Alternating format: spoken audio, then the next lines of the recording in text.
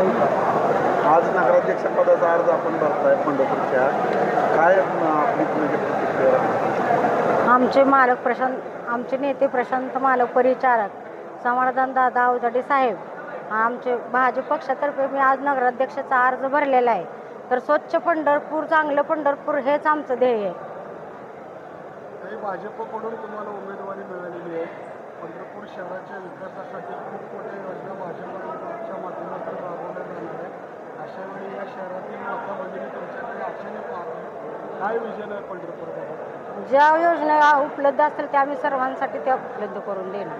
कुठल्या पण लाडक्या बहिणींचा फायदा आहे. परत सगळ्या म्हणजे जेवढ्या कुठल्या योजना अजून इथून चालू होतील त्याच्यावर आम्ही सगळं हे करतो. भाऊ गद्दारांना डावलून निष्ठावंतांना संधी प्रशांत मालकांकडून देण्यात आली आहे. 35 वर्षाच्या निष्ठेला कुठंतरी न्याय मिळाला आहे, काय वाटतं? मी आदरणीय मोठे मालक असू द्या किंवा आदरणीय अवधूरांना असू द्या किंवा दिविजय भाऊ असू द्या किंवा वसंतदादा काळे असू द्या किंवा सुभाईदादा भोसले असू द्या, यांच्या माध्यमातून मी काम शहरामध्ये केलेलं आहे. गेले 35 वर्ष झालं. माझी पत्नी, मी 91 साली दोघं, माझी पत्नी पण निवडून आली, मी पण निवडून आलो. माझी पत्नी माझी संग 2 वेळा होती, माझा मुलगा होता. मी सलग माझी 6वी टर्म 91 सालापासून आम्ही परिचारकच्या एकनिष्ठ राहिलेलो आहे. एकनिष्ठेचं आम्हाला फळ मिळालेलं आहे. आणि शहरामध्ये मुख्यमंत्री असू दे, त्यांचे माणसं असू द्या किंवा पालकमंत्री असू दे किंवा शहरामध्ये सर्वे केला त्यांनी मोठ्या प्रमाणात. गोरगरिबाचा किंवा सर्वसामान्य माणसाचा नगराशी कसा असावा, जनतेतून लोकांनी आम्हाला जनतेतून उमेदवारी मिळालेली आहे. माळे असू द्या, साळे असू द्या, कोळी असू द्या, नावी समाज असू द्या, मातक समाज असू द्या किंवा मराठा असू द्या.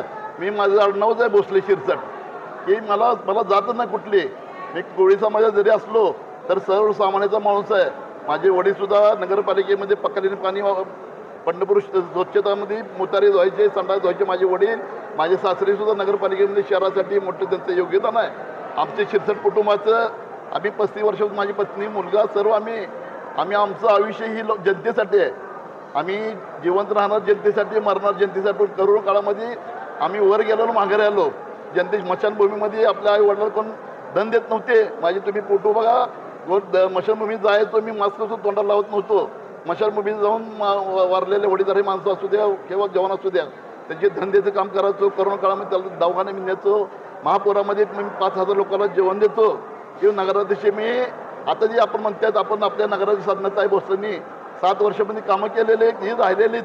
पण आता जे तुम्ही म्हणताय, काय लोक म्हणतात धूळ झाली आहे, धूळ झाली.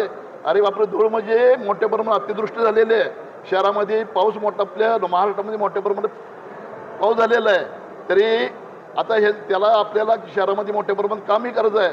आपण उपनगरामध्ये जाऊन बघा, प्रशांत मालकाच्या माध्यमातून रिंग रोड असू द्या किंवा मोठी बायपास असू द्या, मोठ्या प्रमाणात शहरामध्ये कामं झालेली आहेत.